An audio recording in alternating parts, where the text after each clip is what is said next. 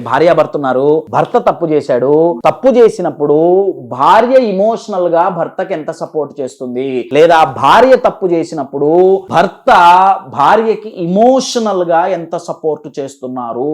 అంటే కశ్యప్ అంతే కంటిన్యూస్ గా తప్పులు జరుగుతుంటాయా?